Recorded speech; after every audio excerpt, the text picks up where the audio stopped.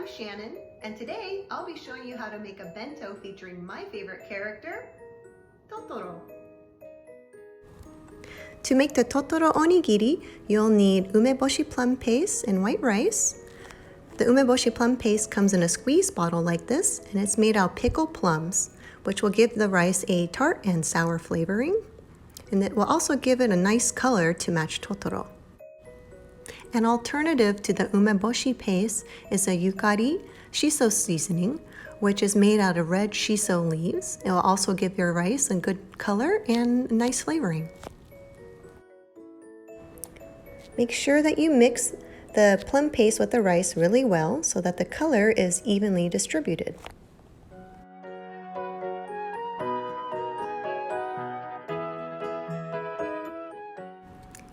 Now we're going to form the Totoro shape.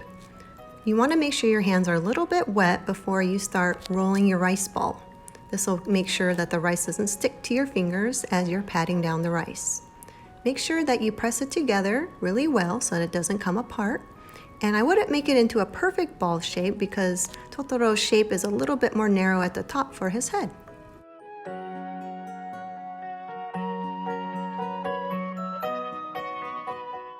Next, we're going to make the details of Totoro's face and body.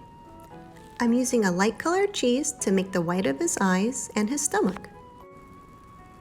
I used the circle part of this cheese cutter to cut out his eyes, but if you don't have a cutter like this, then you can use scissors or a straw.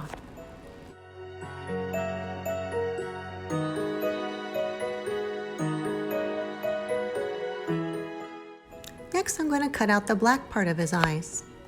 I'm using flavored nori, or dried seaweed, for his eyes.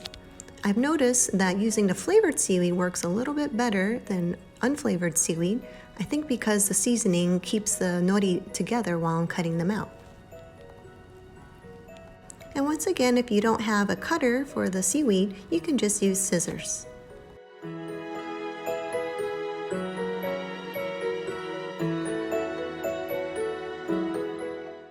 Now I'm going to put the seaweed on the cheese to make it look like an eye.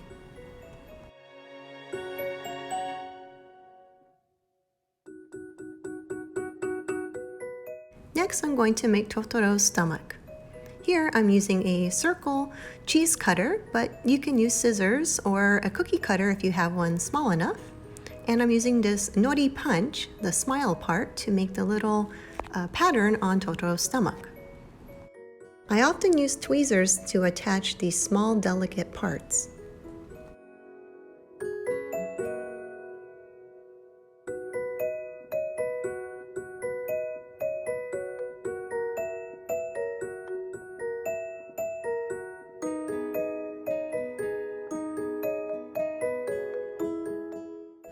Now you can see it looks like Totoro's belly.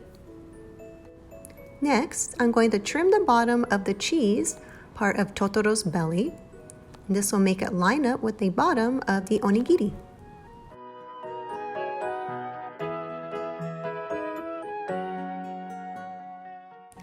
Now we'll make Totoro's whiskers. Here I'm using a dry soba noodle and breaking off the parts and sticking it into the rice to make his whiskers. You can use any noodles if you don't have soba noodles. But just make sure it's something thin so that it looks more whisker-like.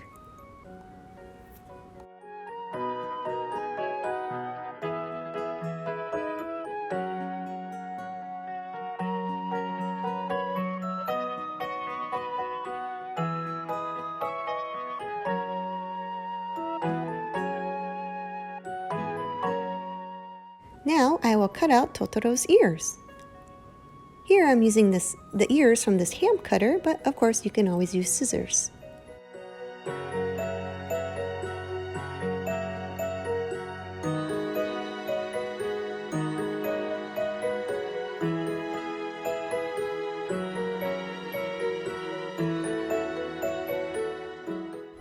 The trick to get Totoro's ears to stay in place is to use a soba noodle. Just break off 2 small parts and stick it into the onigiri, and then the hand will balance on top.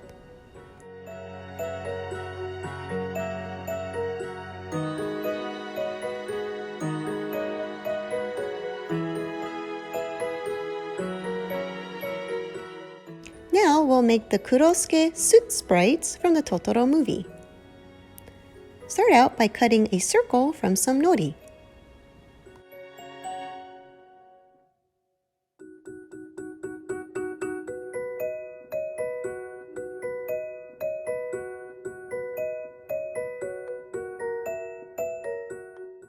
Next, use your scissors to cut a fringe around the circle.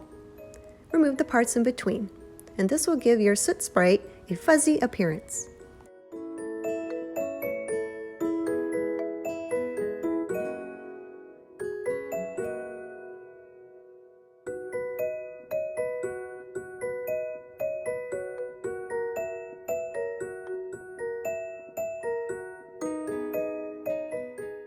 I cut some shiba nori eyes like I did for Totoro, and now we'll put those on top of the soot sprite's body.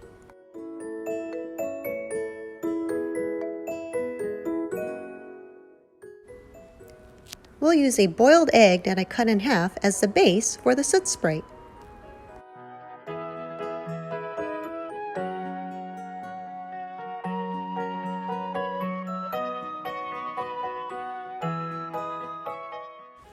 Now I'm going to make the ham flour. First, you fold the ham in half. Then you're going to make small fringe-like cuts across the fold, which will become the flower petals.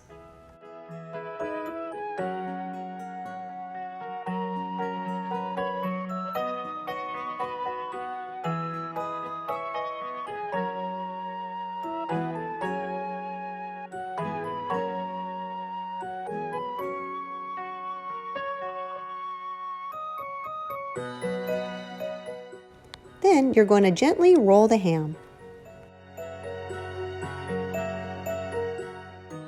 This is the kind of flower shape that it will become. To hold the flower in place, I will use another dry noodle and pierce it through.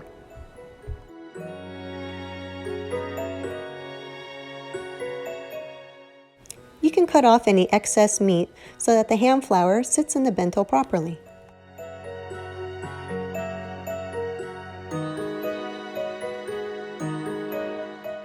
Now it's time to assemble the bento. I added some cherry tomatoes with these cute leafy food picks that I bought off Amazon and some steamed broccoli. There is also the ham flour that we made earlier.